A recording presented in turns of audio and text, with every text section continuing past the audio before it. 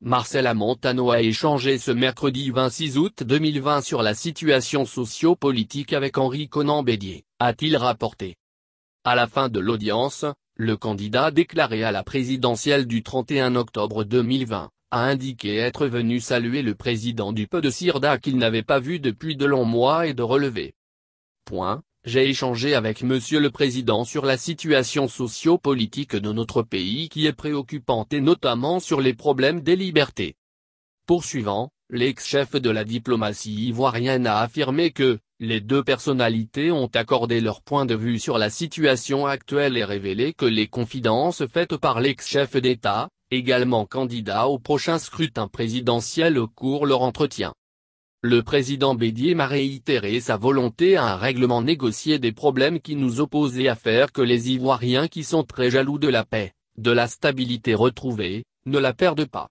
Et il m'a dit écoute, je suis disponible, je veux te réitérer cette disponibilité, pour que le moment venu, nous fassions tous les uns et les autres, hommes politiques que nous sommes, nous fassions tout, pour que les conditions d'un dialogue inclusif soient réunies, a-t-il révélé.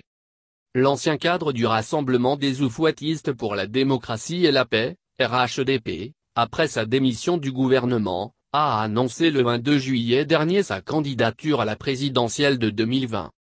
Je veux rassembler les hommes et fédérer les énergies. Je veux être le trait d'union. Le trait d'union entre l'État et le peuple, le trait d'union entre le respect de nos traditions et notre désir de modernité, le trait d'union entre les religions, les régions et les générations, le trait d'union entre tous les Ivoiriens.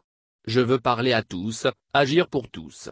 Je veux bâtir avec chaque Ivoirienne un pays de fraternité, libéré de tout germe de conflit. Je veux construire une Côte d'Ivoire plus solidaire, plus équitable, plus juste. Je veux consolider la démocratie en rétablissant le dialogue républicain dans le respect des opinions et de la liberté d'expression. J'ai une vision pour la Côte d'Ivoire, une ambition pour mon pays. J'ai conçu un programme réaliste et pragmatique, confiait-il devant la presse à Abidjan.